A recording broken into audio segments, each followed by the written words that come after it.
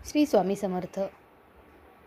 आपण नवविवाहित आहात आणि आपल्याला पुत्रप्राप्ती व्हावी अशी जर आपली इच्छा आहे किंवा अनेक वर्ष प्रयत्न करूनही तुम्हाला जर मूळ बाळच होत नाही आणि तुम्ही सर्व प्रयत्न करून थकलेला आहात, अशा वेळेस तुम्ही जर ह्या व्हिडिओला क्लिक केलं असेल तर कदाचित ही देवाचीच इच्छा की तुम्हालाही पुत्रप्राप्ती लवकरात लवकर होईल.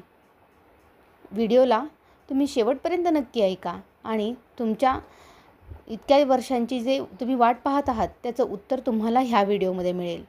ते म्हणजे आपण आपल्या देवाची केलेली उपासना. यासाठीच देवदेवतांनी वेगवेगळ्या प्रकारची व्रत उपासना आपल्या या पंचांगामध्ये आणि आपल्या धर्मशास्त्रामध्ये आधीच अधोरेखित करून ठेवलेले आहेत. त्यापैकीच एक महत्त्वाचं व्रत म्हणजे पुत्रदा एकादशीचं व्रत. श्रावण महिन्यामधील ह्या पुत्रदा एकादशीच्या व्रताला तुम्ही जर काटेकोरपणे पालन केलं तर तुम्हाला संतान प्राप्ती झाल्याशिवाय राहणार नाही. मीही देवापुढे इच्छा व्यक्त करीन की तुम्ही जर बरेच वर्ष यासाठी रखडला असाल तर तुमच्या चरणी एक सुंदर असं बाळ जन्माला येईल. आता सर्वात अगोदर आपण ह्या व्रताचं महत्त्व जाणून घेऊया. पुत्रदा एकादशीचं हे व्रत हिंदू धर्मामध्ये अत्यंत पवित्र आणि शुभ मानलं जातं. या दिवशी भगवान विष्णूच्या पूजेला हे विशेष महत्त्व आहे. असं मानलं जातं की या व्रताचं पालन जर केलं तर संततीचं सुख आणि आशीर्वाद आपल्याला मिळतो.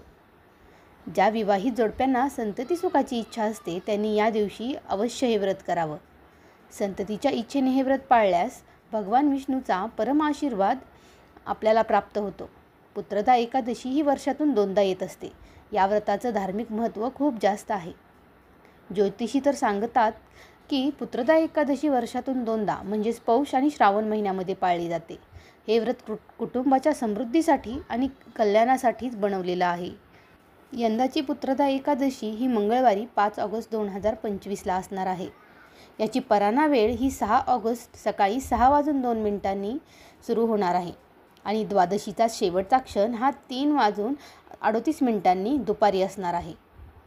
एकादशीची सुरुवात ही 4 ऑगस्ट 2025ला दुपारी सुरू होणार आहे आणि एकादशीची ही तिथी दुपारी 5 ऑगस्ट 2025ला संपणार आहे.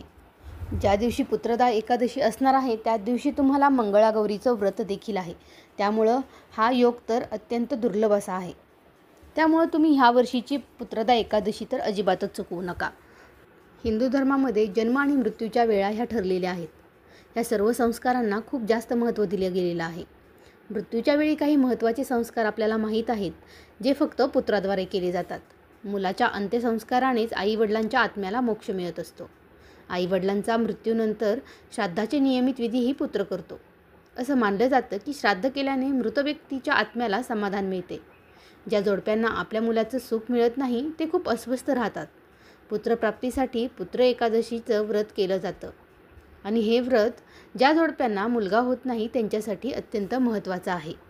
यासाठी पद्मपुराणामध्ये एक कथा देखील सांगितलेली आहे.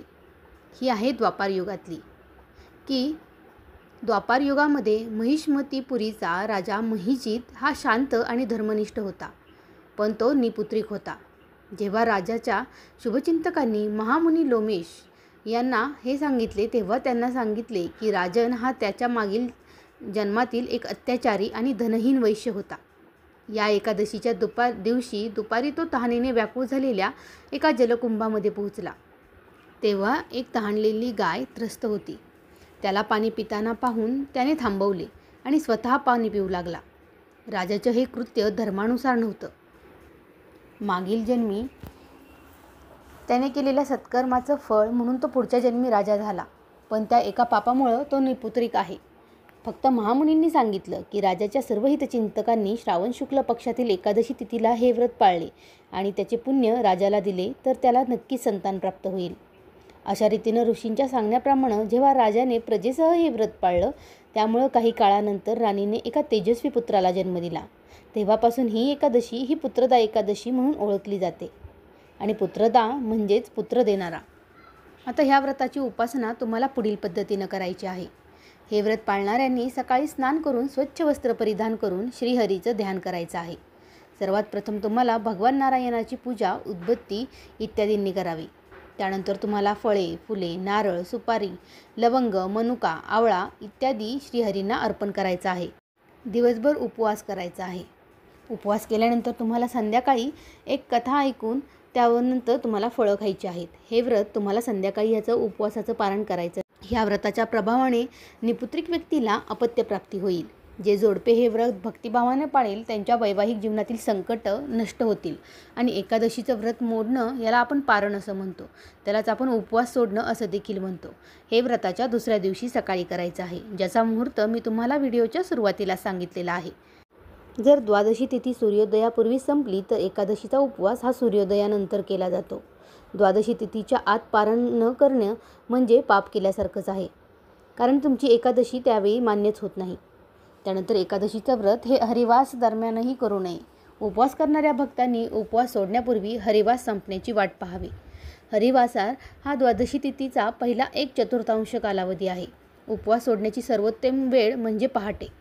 त्यामुळे उपवास करणाऱ्या भाविकांनी मध्यकाळात उपवास सोडणं टाळायचं आहे आणि द्वादशी तिथीच्या पहिल्या 1/4 कालावधीमध्येच तुम्हाला हा उपवास सोडायचा आहे.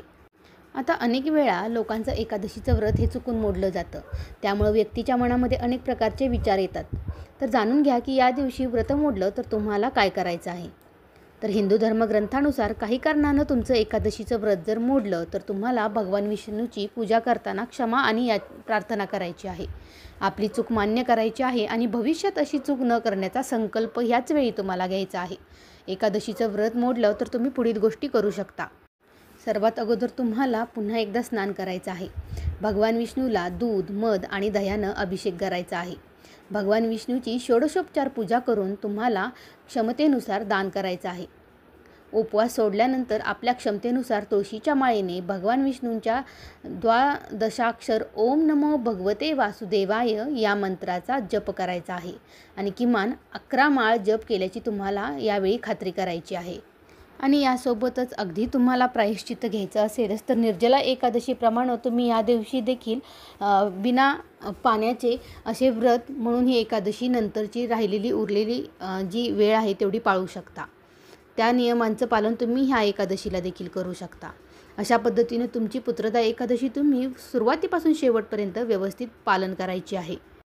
त्यामुळे हिंदू धर्मामध्ये सांगितलेल्या अत्यंत पवित्र आणि शुभ मानल्या जाणाऱ्या ह्या एकादशीचं महत्त्व आणि पालन तुम्ही अतिशय काटेकोरपणे करा.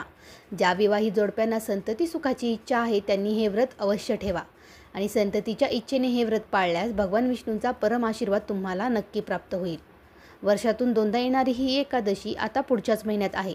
त्यामुळं तुम्ही तुमच्या कुटुंबाच्या समृद्धीसाठी आणि कल्याणासाठी हे व्रत नक्की करा. व्हिडिओ आवडला तर आपल्या चॅनेलला लाईक, सबस्क्राईब, हाईप आणि शेअर करायला देखील विसरू नका. तुम्हाला सर्वांना श्रावणाच्या शुभेच्छा. श्री स्वामी समर्थ.